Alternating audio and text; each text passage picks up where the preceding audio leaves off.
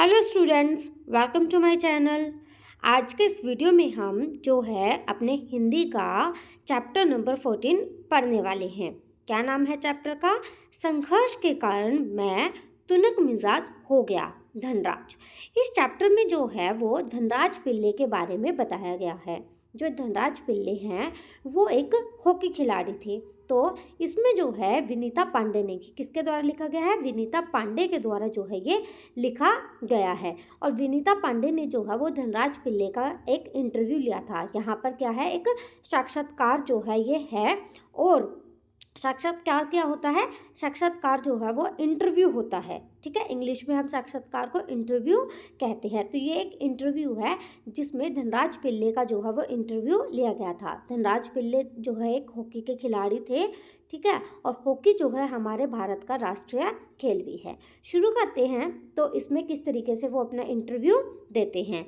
Hockey के सुप्रसिद्ध खिलाड़ी धनराज पिल्ले जब 35 वर्ष के हो गए तो उनका एक साक्षात्कार विनीता पांडे ने दिया था। जब वो 35 वर्ष के हो गए थे तो उनका एक इंटरव्यू लिया था विनीता पांडे ने।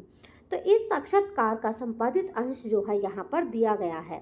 संपादित अंश का मतलब होता है कि जो है छपा हुआ है। ठीक है, जो इंटरव्यू जो वो लिया गया था, जो छपा था, ठीक है, उसका कुछ पार्ट जो है यहाँ पर लिया गया है। तो विनीता जी जो है सबसे पहले पूछती हैं खिड़की से, पुणे की तंग गलियों से लेकर मुंबई के हीरानंदी पवी कॉम्प्लेक्स तक आपका सफ़र जो है बहुत लंबा और कष्टसाध्य रहा है। उस सफ़र के बारे में कुछ बताएं। विनीता जी जो है वो धनराज पिल्ले से पूछते हैं कि जब आप पुणे की गलियों में रहते थे, पुणे की गलियां कैसी थी? तंग थी। वहाँ से लेकर अब वो कहाँ रह रहे हैं? हीरानंदानी पवी कॉम्प्लेक्स में वो रह रहे हैं। वहाँ से लेकर यहाँ तक के जो आपका सफ़र रहा है वो काफ़ी लंबा और कष्टदायक रहा है। तो उसके बारे में जो है आप हमें कुछ बताएं। तो इस पे धनराज पिल्ले जी क्या कहते हैं, जो मेरा बचपन था वो बहुत मुश्किलों से भरा रहा। हम जो है बहुत गरीब थे। मेरे दोनों बड़े भाई जो है वो हॉकी खेलते थे। उनके दोनों भाई क्या खेलते थे? हॉकी खेलते थे। और उन्हीं को देखकर जो है इनको भी हॉकी का शौक जो है वो चढ़ा था। मतलब कि उन्हीं के चलते मुझे भी उसका शौक हुआ। मतलब कि उनके भाई जो है वो हॉकी खेलते थे, उन्हें देखकर क्या हुआ, इनको भी हॉकी खेलने का जो है वो चस्का चढ़ा था। मतलब हॉकी खेलने का शौक जो है इनको चढ़ा था। पर हॉकी स्टिक खरीदने तक की हैसियत नहीं थी मेरी। इनकी जो है ये इतने गरीब थे कि इनकी जो है हॉकी स्टिक खरीदने की हैसियत नहीं थी। इसलिए ये क्या करते थे, अपने साथियों की स्टिक जो है उधार मांगकर काम चलाते थे। तो वो क्या होता था, इनको जो है आप स्टिक के लिए वेट करना पड़ता था। जब इनके फ्रेंड्स जो हैं वो हॉकी खेल लेते थे, उसके बाद जो है इनको स्टिक मिलती थी। और वह मुझे तब मिलती जब वे खेल चुके होते थे। इसके लिए बहुत धीरज के साथ अपनी बारी का इंतज़ार जो है मुझे करना पड़ता था। मुझे अपनी पहली स्टिक तब मिली जब मेरे बड़े भाई को भारतीय कैंप के लिए चुन लिया गया। मतलब कि जब इनके बड़े भाई का सिलेक्शन जो है वो भारतीय टीम में हो गया तो उन्होंने क्या किया, अपनी जो पुरानी स्टिक थी वो इनको दे दी। लेकिन इनके लिए तो वो क्या थी? इनके लिए तो नहीं थी। इनके लिए वो बहुत कीमती थी, क्योंकि वो इनकी क्या थी? धनराज पिल्ले की वो पहली स्टिक थी। तो उसने मुझे जो है अपनी पुरानी स्टिक दे दी। वह नई तो नहीं थी, लेकिन मेरे लिए बहुत कीमती थी, क्योंकि वह मेरी अपनी थी।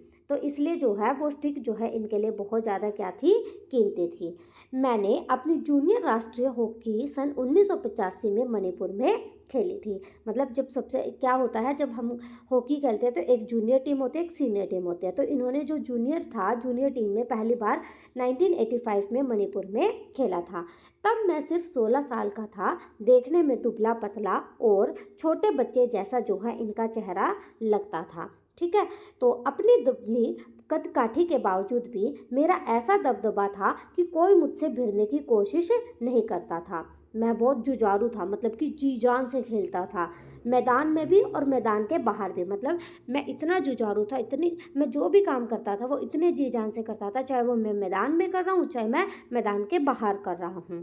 तो क्या हुआ, सन 1986 में मुझे जो है सीनियर टीम में डाल दिया गया और मैं बोरिया बिस्तरा बांधकर जो है मुंबई चला आया। तो 1986 में क्या हुआ, इनको जो है अब सीनियर टीम में डाल दिया गया। 1985 में जब इन्होंने जूनियर में बहुत अच्छा खेला तो अब इनको जो है 1986 में सीनियर टीम में डाल दिया, जिसकी वजह से इनको क्या है मुंबई आना पड़ा। तो उस साल मैंने और मेरे बड़े भाई रमेश ने जो है मुंबई लीग में बेहतरीन खेल खेला। हमने जो है खूब धूम मचाई। इसी के चलते मेरे अंदर एक उम्मीद जागी कि मुझे ओलंपिक 1988 के लिए नेशनल कैंप से ज़रूर बुलावा आएगा। तो इनको क्या हुआ कि मतलब इनके बड़े भाई ने और इन्होंने जो है जो सीनियर टीम में जब ये खेले थे मुंबई में तो इन्होंने बहुत अच्छा खेल खेला। तो इन्होंने सोचा कि अब 1988 में जो ओलंपिक्स होंगे उनके लिए मुझे जो है बुलावा आएगा, लेकिन ऐसा नहीं हुआ। तो उसकी वजह से क्या हुआ, मगर मेरा नाम जो है 57 खिलाड़ियों की लिस्ट में भी नहीं आया, जिसकी वजह से जो है मुझे बहुत ही मायूसी हुई। मगर एक साल बाद ही ओलिव एशिया कप के कैंप के लिए मुझे जो है वो चुन लिया गया। तो ओलविन जो है एशिया कप हुआ था, ओलविन में जो है वो एशिया कप हुआ था, ठीक है। तो ओलविन के जो एशिया कप थे उसमें जो है इनको चुन लिया गया। और उस दिन से लेकर जिस दिन वो इंटरव्यू हो रहा था तब तक जो है इन्होंने पीछे मुड़कर अपनी ज़िंदगी में नहीं देखा। तो तब से लेकर आज तक जो है मैंने पीछे मुड़कर नहीं देखा। तो विनीता पांडे जी ने जो है इनके बारे में एक कुछ छापा था, यहाँ पर जो है इनके बारे में दिया गया है कि धनराज पिल्ले के व्यक्तित्व को रेखांकित करते हुए विनीता पांडे ने लिखा था कि वह आपको कभी हंसाता है, कभी रुलाता है, कभी जो है वो विस्मय से भर देता है। मतलब कि जो धनराज पिल्ले की जो पर्सनैलिटी है वो ऐसी है, जब आप उनके बारे में जानोगे तो वो ऐसा है कि कभी तो वो आपको हंसाएगा, कभी रुलाएगा और कभी आपको आश्चर्यचकित से भर देगा कि आप इतने आश्चर्यचकित हो जाओगे कि अच्छा इन्होंने ऐसा भी किया था। तो कभी खींच से भी, मतलब कभी वो इरिटेट भी हो जाएगा। उनका जो पर्सनालिटी थी, उनका जो व्यक्तित्व था वो इस प्रकार से था। तो उसके व्यक्तित्व में जो है कई रंग और कई भाव थे। उसने ठेठ जमीन से उठकर आसमान का सितारा बनने की यात्रा की है। ठेठ जमीन से उठकर मतलब बहुत गरीबी से उठ करके उन्होंने क्या किया है, बहुत ऊपर तक, बहुत मतलब कि ऊंचाइयां जो है उन्होंने काफ़ी छुई हैं। तो विनीता जी जो हैं अब उनके विद्यार्थी जीवन के बारे में पूछती हैं। तो वो कहती हैं कि आपका विद्यार्थी जीवन जो है वो कैसा रहा, अपने स्कूल के दिनों से आपकी किस प्रकार की यादें जुड़ी हैं। तो धनराज पिल्ले कहते हैं कि मैं पढ़ने में एकदम फिसड्डी था, मतलब कि मैं बिल्कुल ही नालायक था। किसी तरह 10वीं तक पहुंचा, मगर उसके आगे तो मामला जो है बहुत ही कठिन था। एक बात कहूँ, अगर मैं हॉकी खिलाड़ी ना होता तो शायद एक चपरासी की नौकरी भी मुझे ना मिलती। तो धनराज पिल्ले कहते हैं कि जो है मैं पढ़ाई में बहुत ही नालायक था। किसी तरह जो है मैं 10वीं तक तो पहुंच गया, लेकिन उसके आगे पढ़ना मेरे लिए जो है बहुत मुश्किल था। और अगर मान लो मैं हॉकी खिलाड़ी ना होता तो शायद आज मुझे जो है एक चपरासी की नौकरी भी ना मिलती। फिर वो कहते हैं कि आज मैं बैचलर ऑफ साइंस या आर्ट्स भले ही ना हूँ, पर मैं गर्व से कह सकता हूँ कि मैं बैचलर ऑफ हॉकी हूँ। वो कहते हैं कि भले ही मैंने बैचलर ऑफ साइंस या बैचलर ऑफ आर्ट्स मतलब कि ग्रेजुएशन ना की हो, लेकिन मैं बैचलर ऑफ हॉकी ज़रूर हूँ, मतलब कि मैं हॉकी जो है बहुत अच्छा खेलता हूँ। वो ये बात जो है वो हंसते हुए कहते हैं। और मेरी शादी के लिए आप मुझे जो है मास्टर ऑफ हॉकी भी कह सकते हैं, मतलब कि अगर मेरी शादी की बात चले तो आप मुझे मास्टर ऑफ हॉकी भी कह सकते हैं। तो विनीता जी उनसे अब पूछती हैं कि आप इतने तुनक मिजाज क्यों हैं। तुनक मिजाज का मतलब जो है आप इतनी छोटी छोटी बातों पे इतना गुस्सा क्यों करते हैं, और कभी कभी जो है आप आक्रामक भी हो जाते हैं। तो उन्होंने कहा कि आप इतने तुनक मिजाज मतलब इतने गुस्से वाले क्यों है, छोटी छोटी बातों पे इतना गुस्सा करने वाले क्यों है, और कभी कभी आपका गुस्सा जो है इतना हो जाता है कि आप जो है वो मारने पर उतर आते हैं। तो धनराज जो है वो धनराज पिल्ले वो क्या कहते हैं इस बात के बारे में कि इस बात का संबंध जो है वो मेरे बचपन से जुड़ा हुआ है। मैं हमेशा से ही जो है अपने आप को बहुत असुरक्षित महसूस करता रहा हूँ। असुरक्षित मतलब इनसेफ, ठीक है, मुझे इनसिक्योरिटी जो है वो फील होती रही है। मैंने जो है अपनी माँ को देखा है कि हमारे पालन पोषण में जो है उन्हें कितना संघर्ष करना पड़ा है। मेरी तुनक मिजाजी के पीछे जो है कई वजह हैं, लेकिन मैं बिना लाग लपेटे वाला आदमी हूँ। बिना लाग लपेटे वाला आदमी मतलब कि मैं अपने मन में कुछ नहीं रखता, मेरे को जो कहना होता है मैं साफ कह देता हूँ। ऐसा नहीं है कि मैं बातों को घुमा फिरा के कहूँगा। ठीक है। मेरे मन में जो आता है सीधे सीधे कह डालता हूँ और बाद को जो है कई बार पछताना भी पड़ता है। लेकिन बाद में जब मैं कई बार सोचता हूँ तो मैं सोचता हूँ कि कहीं मैंने ये चीज़ गलत कह दी, मुझे ऐसा नहीं कहना चाहिए था। तो मेरे इस स्वभाव के वजह से जो है मुझे बाद में कई बार पछताना भी जो है वो पड़ता है। मुझसे जो है वो अपना गुस्सा रोका नहीं जाता। वो कहते हैं कि मुझसे अपना गुस्सा जो है वो रोका नहीं जाता और इसी वजह से दूसरे लोग क्या करते हैं दूसरे लोगों को जो है मुझे उकसाने में मज़ा आता है। मुझे जिंदगी में हर छोटी बड़ी चीज़ के लिए जूझना पड़ा, जिससे जो है मैं चिड़चिड़ा हो गया हूँ। मतलब धनराज पिल्ले को चाहे छोटी चीज़ लेनी हो चाहे बड़ी चीज़ लेनी हो तो उन्हें उस चीज़ के लिए जो है बहुत ही संघर्ष करना पड़ा था। तो जिसकी वजह से वो कैसे हो गए थे, चिड़चिड़े हो गए थे। साथ ही साथ वो कहते हैं कि मैं बहुत भावुक इंसान भी हूँ। मैं किसी को जो है तकलीफ़ में नहीं देख सकता। वो कहते हैं मैं काफ़ी इमोशनल भी हूँ और मैं किसी को तकलीफ़ में भी नहीं देख सकता। मैं अपने दोस्तों और अपने परिवार की जो है बहुत कदर करता हूँ। मुझे अपनी गलतियों के लिए माफ़ी मांगने में कोई शर्म महसूस नहीं होती। तो धनराज पिल्ले कहते हैं कि अगर मान लो मैं कभी कोई गलती कर दूँ तो मुझे उसमें जो है सॉरी बोलने में जो है कोई हिचकिचाहट महसूस नहीं होती, मुझे कोई शर्म फील नहीं होती है। तो विनीता जी कहती है कि आपके परिवार की आपके लिए जो है वो क्या अहमियत है। वो उनके परिवार के बारे में जानना चाहते हैं कि आपके परिवार के लिए आपकी क्या अहमियत है। तो धनराज जी क्या कहते हैं, सबसे अधिक प्रेरणा जो है मुझे अपनी माँ से मिली। मतलब कि वो सबसे ज़्यादा मोटिवेट किससे थे, अपनी माँ से थे। उन्होंने हम सब भाई बहनों में अच्छे संस्कार डालने की कोशिश की। मैं उनके सबसे नज़दीक हूँ। मैं चाहे भारत में रहूँ या विदेश में, रोज़ रात मैं सोने से पहले माँ से ज़रूर बात करता हूँ। तो यहाँ पर धनराज पिल्ले कहते हैं कि जो मुझे मोटिवेशन मिलती है ना वो मुझे अपनी माँ से मिलती है। और जो मेरी माँ ने जो है बहुत संघर्ष किया है, मेरी माँ ने जो है हम भाई बहनों में अच्छा संस्कार डालने की जो है वो कोशिश की है। और मैं जो हूँ उनके सबसे करीब हूँ, सबसे नज़दीक भी मैं ही हूँ। चाहे मैं इंडिया में रहूँ चाहे किसी फॉरेन कंट्री में रहूँ, लेकिन मैं रात को रोज़ सोने से पहले जो है अपनी माँ से बातें ज़रूर करता हूँ।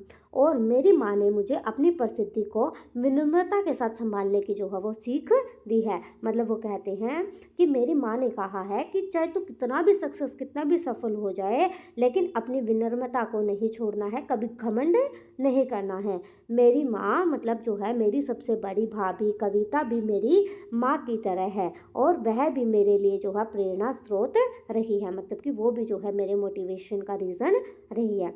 अब विनीता उनसे पूछते हैं, आपने सबसे पहले कृत्रिम घास एस्ट्रोटर्फ पर हॉकी कब खेली। देखो जब हम वैसे खेलते हैं तो हम नेचुरल घास पर खेलते हैं, लेकिन जब हम नेशनल खेलते हैं तो हमें जो है कृत्रिम घास पर जो है कि उन खिलाड़ियों को खेलना पड़ता है। तो धनराज कहते हैं मैंने सबसे पहले कृत्रिम घास तब देखी जब राष्ट्रीय खेल मतलब कि नेशनल्स में भाग लेने 1988 में जो वो नई दिल्ली आए थे। मुझे याद है कि किस तरह सौम्या और जोखिम करवालो मुझे एक कोने में ले जाकर कृत्रिम घास पर खेलने के लिए गुर बता रहे थे। आप देखो जो नेचुरल घास होती है उस पर जो बॉल है वो बहुत धीमी गति से जाती है, लेकिन जो आर्टिफिशियल जो घास होती है उस पर जो बॉल होती है वो बहुत तेज़ गति से जाती है। तो जब वो दिल्ली आए थे नेशनल्स खेलने के लिए तो उनके जो है दो फ्रेंड बन गए थे, सौम्या और जोखिम। एक ये जो है एक ऑस्ट्रेलियन थे और एक केन्या से थे। तो ये जो है इनके फ्रेंड बन गए थे और ये क्या कर रहे थे, उनको जो है उनको कृत्रिम घास में खेलने के उनको रूल्स बता रहे थे। ठीक है, और जब वे बताने में लगे हुए थे तो उस टाइम धनराज पिल्ले क्या कर रहे थे, मैं जो है झुक झुक कर उस मैदान को छू रहा था। वो क्यों छू रहे थे, क्योंकि उन्होंने ऐसी कृत्रिम घास जो है ऐसी आर्टिफिशियल घास जो वो अपनी लाइफ में पहली बार जो है वो देखी थी। तो मुझे विश्वास ही नहीं हो रहा था कि विज्ञान जो है इस कदर तरक्की कर सकता है जिससे कृत्रिम घास तक भी उगाई जा सके। मतलब कि उनको यकीन नहीं हो रहा था कि कृत्रिम घास को देखकर उन्हें यकीन नहीं हो रहा था कि साइंस ने कितनी तरक्की कर ली है। तो फिर विनीता उनसे पूछती है कि हर युवक का यह सपना होता है कि उसके पास जो है एक कार हो, आपके पास अपनी पहली कार कब आई। तो विनीता जी अब उनकी कार के बारे में पूछते हैं कि आपके पास उनकी पहली कार कब आई।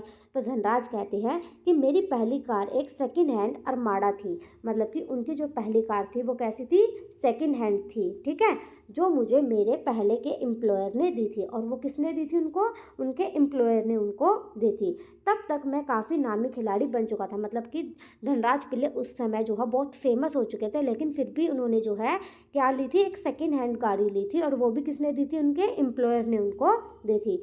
मगर यह कोई ज़रूरी नहीं कि शोहरत पैसा साथ लेकर आए, मतलब कि यह कोई ज़रूरी नहीं है कि अगर मान लो आप फेमस हो गए तो आपके साथ साथ पैसा भी आएगा, यह कोई ज़रूरी नहीं है। मैं जो है तब भी मुंबई की लोकल ट्रेनों और बसों में जो है वो सफ़र करता था, क्योंकि टैक्सी में चढ़ने की हैसियत मुझ में नहीं थी। अभी भी वो इतने रिच नहीं थे कि वो टैक्सी में जो है सफ़र कर सकें। मुझे याद है एक बार किसी फोटोग्राफर ने एक भीड़ से भरे रेलवे स्टेशन पर मेरी तस्वीर खींचकर जो है अगली सुबह अखबार में यह खबर छाप थी कि हॉकी का सितारा पिल्ले अभी भी मुंबई की लोकल ट्रेनों में जो है वो सफ़र करता है। मतलब कि वो ये कह रहे हैं कि मतलब टैक्सी में चढ़ने की उनकी जो है हैसियत थी नहीं, और वो किस में सफ़र करते थे? मुंबई की लोकल ट्रेनों में जो है वो सफ़र करते थे। तो एक बार क्या हुआ, एक फोटोग्राफर ने जो है रेलवे स्टेशन पर उनकी फ़ोटो खींच ली, और वो फ़ोटो जो है उन्होंने अखबार में छाप दी, और साथ साथ यह लिख दिया कि जो हॉकी का सितारा है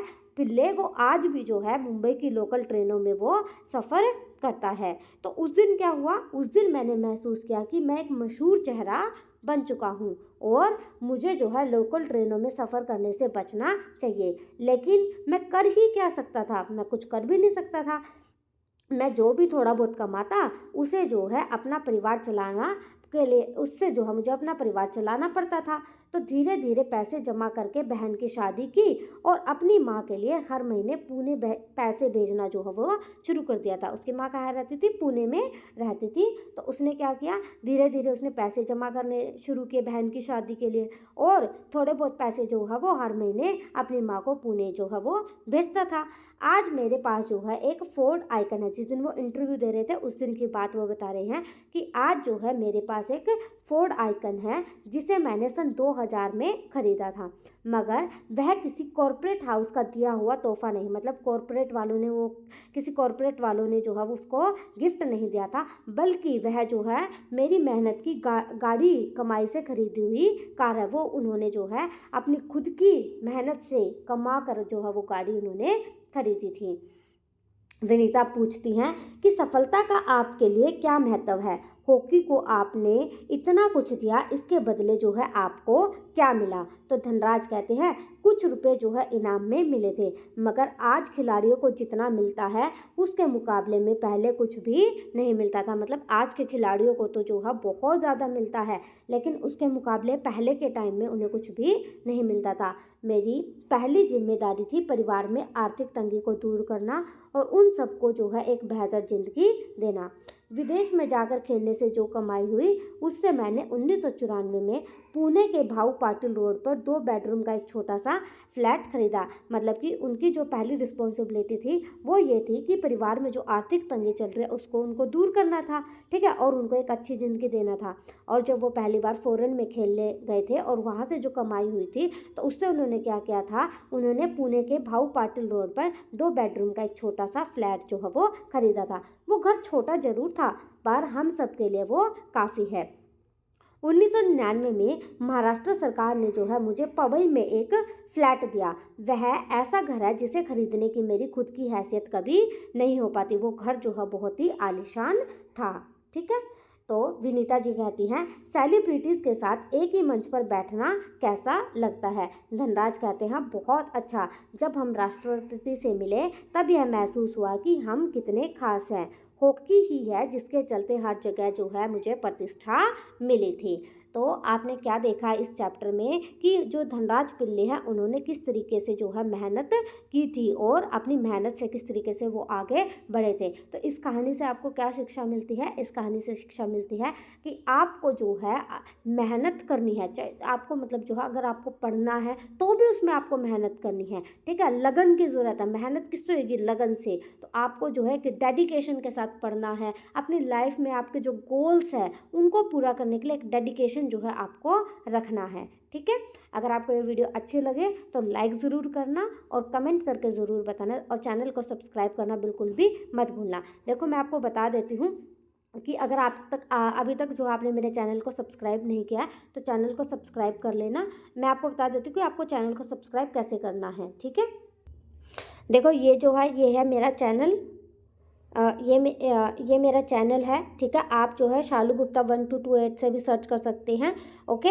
और यहीं पर आपको वीडियो के एंड में जो है सब्सक्राइब का बटन जो है वो दिख जाएगा, तो जिससे आपको मेरे चैनल को सब्सक्राइब कर लेना है। Thank you so much.